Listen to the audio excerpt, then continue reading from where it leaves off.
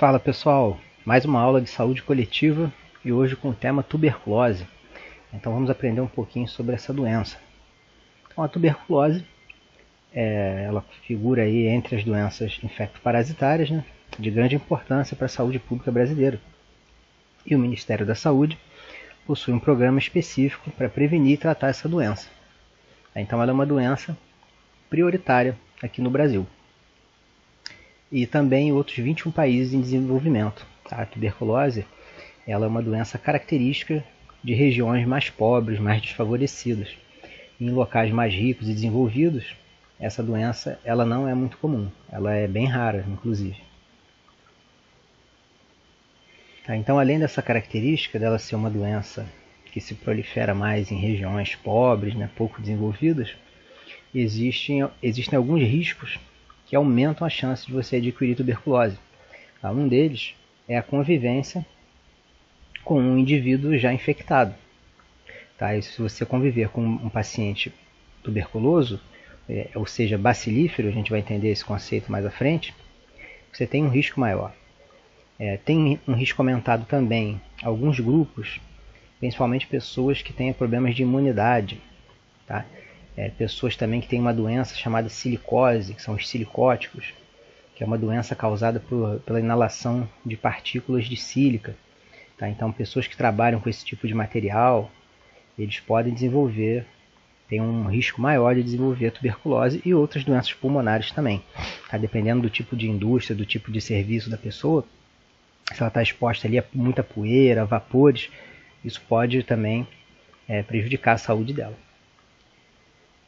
São mais suscetíveis também pessoas que estejam em uso de corticosteroides, que são medicamentos que afetam na imunidade. Nós já vimos algumas restrições também na aula sobre vacinação, sobre os corticosteroides, vale a pena o pessoal relembrar.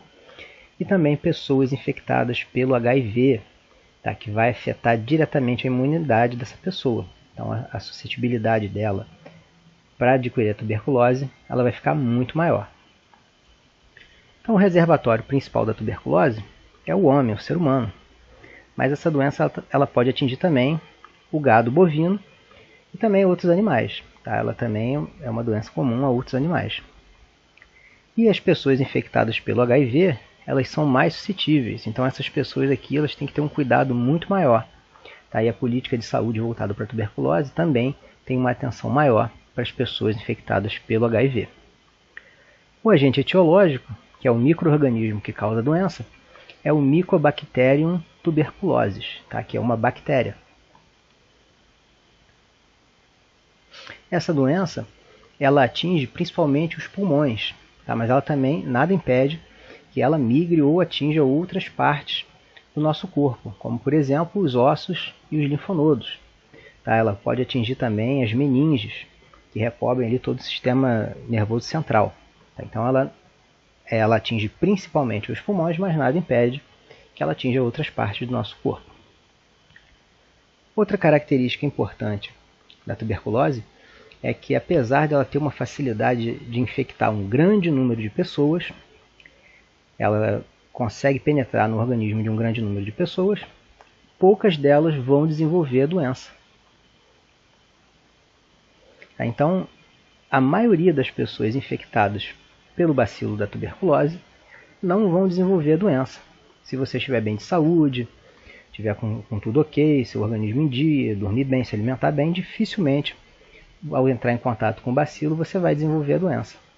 Geralmente desenvolve quem tem algum comprometimento imunológico, quem está já com alguma doença prévia, ou está em situação ali de desnutrição, ou com alguma debilidade.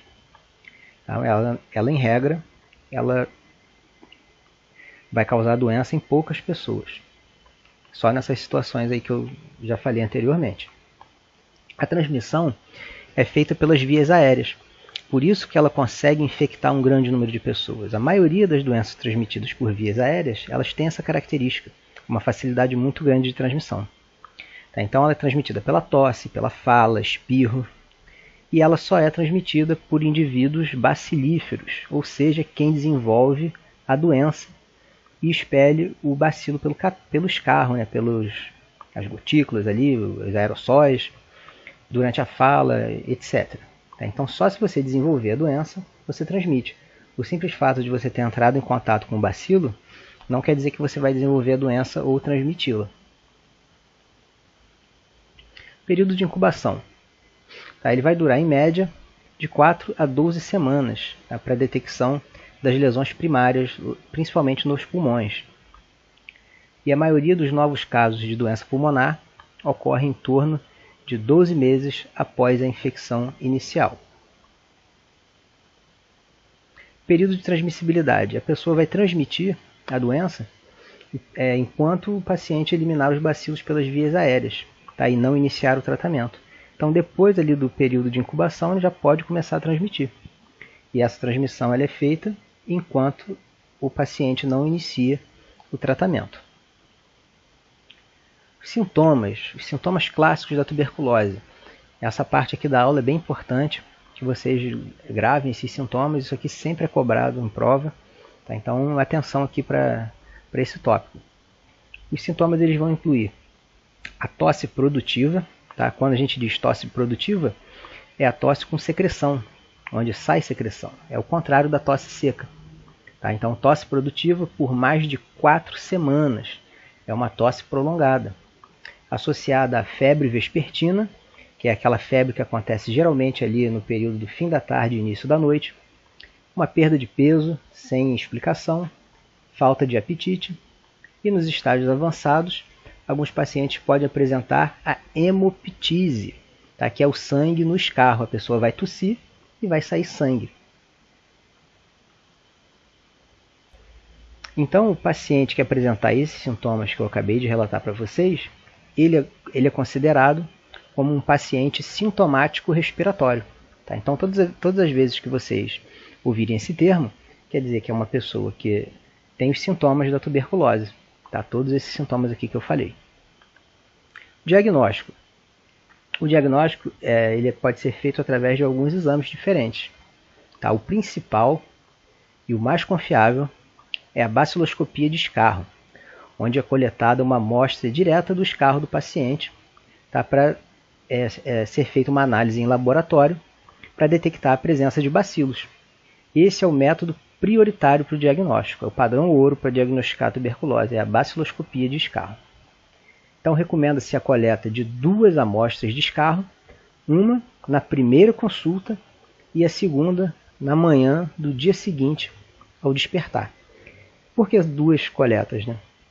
Porque às vezes a pessoa, no momento ali da coleta, ela não consegue puxar lá do pulmão a secreção, ou às vezes nessa amostra pode vir só saliva. Então, para ter uma certeza maior de que foi colhida uma amostra com o escarro, são feitas 2 coletas. Outro exame também que pode ser utilizado é o raio-x de tórax. Tá? E ele vai auxiliar no diagnóstico da tuberculose. Repare aqui que ele vai auxiliar. Então, ele é usado para detectar as lesões, né, que aparecem nos pulmões, que é o principal órgão atingido pela tuberculose. Tá? Então, ele vai auxiliar no diagnóstico, sendo a confirmação feita sempre pela baciloscopia. Nós temos ainda o PPD, tá? Que é a prova tuberculínica. Então, esse aqui é um teste feito na pele do paciente, como se fosse um teste alérgico. Tá? E essa prova tuberculínica, se ela der positiva, se ela for feita sozinha, ela vai indicar apenas que você teve contato com o bacilo, que você teve a infecção. Mas ela não indica que você está com a tuberculose, que você desenvolveu a doença. Entende? Porque a tuberculose ela infecta muitas pessoas, mas poucas desenvolvem a doença. Tá? Então ela indica apenas que você teve contato com uma pessoa que estava bacilífera e o bacilo entrou em contato com o seu organismo. Apenas isso, ela não indica que você desenvolveu a doença. Então ela não é suficiente para o diagnóstico da tuberculose. Então, como é feito o PPD? Ela é feita por via intradérmica na face anterior do antebraço, na dose de 0,1 ml. Então aquilo ali vai provocar uma reação local e vai ser feita a leitura de 48 a 72 horas após a aplicação, tá, dessa injeção intradérmica. E aí, dependendo do tamanho ali da reação, existe uma tabela para isso, então ali vai ser feita a leitura, e se a reação for mais acentuada, ela dá positiva. Se ela for menos acentuada, ela dá negativa. Tá? Então não significa que a pessoa está tuberculosa se ela der positivo no PPD. Tá? Isso aqui apenas indica que você teve contato com o bacilo recentemente. Tratamento. É uma doença que tem cura e tratamento, tá? Disponibilizado gratuitamente pelo SUS. E ele é feito com os medicamentos quimioterápicos.